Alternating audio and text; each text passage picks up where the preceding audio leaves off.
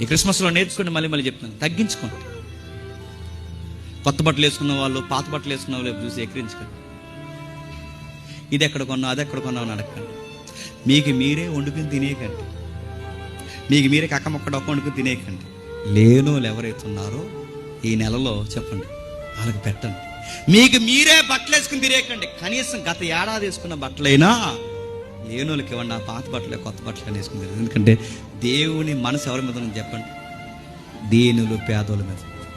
అలా చేయండి. క్రిస్మస్ మీరు వండుకున్నది అందరికీ పెట్టండి, పేదోళ్ళని పిలవండి, భోజనం పెట్టండి, బట్టలు లేని వారికి బట్ట ఇవ్వండి, దుప్పలు లేని వారికి దుప్పటి ఇవ్వండి. ఎందుకంటే ఆ పేదోళ్ళ వైపు చూస్తారు. యవనస్తులు ఎవరైతే ఉన్నారో మీ అందరికి చెప్తున్నాను, మీరు చేస్తున్న క్రిస్మస్ వేదికలు ఏదైనా సరే రూపాయి పోగేసి మీ ఊర్లో ఎంతమంది బామ్మలు ఉన్నారో, ఎంతమంది తల్లులు ఉన్నారో, ఎంతమంది ఒక లెక్క వేసుకోండి, వాళ్ళకి ఏదో ఒకటి చేయండి. అంతేగాని ఇది ఏం చేయకుండా 18 అడుగులు కేక్ తెచ్చారండి. ఎందుకంటే అందరూ ఎదపడతారు మీరు అందరు కలిసి.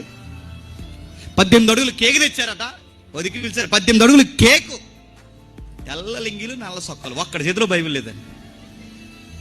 కేరళ నుంచి వచ్చారు మీరు, అడుగుతున్నాను, తెల్ల లింగిలు నల్ల సొక్కలు కేకు నడుతున్నాను. మొఖాన్ని రాసేసుకుంటున్నారు, ముక్కులేడు వేసుకుంటున్నారు, తలకు రాసేసుకుంటున్నారు, నడుపుతారు. దేనికి? ఇది క్రిస్మస్సా? ఆ కేకుకి పెట్టే డబ్బు, మీ లైట్లకి పెట్టే డబ్బు. పేదలు ఉన్నారు, పెద్దమ్మ మందులు తెచ్చుకోలేని పెద్దమ్మలు మీ సంఘంలో ఉంటారు.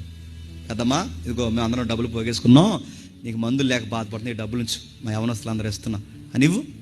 దేవుడు ఎంత బాగా సంతోషిస్తాడు. దేవుడు విధవరాండ్లు ఉన్నారు లేరా మన ఊరిలో, ఆ తల్లికి ఇవ్వు, ఎంత బాగా సంతోషిస్తారో. మీకు మీరే వండేసుకుని తినేయకండి, మీకు మీరే వేసుకుని తిరిగేకండి.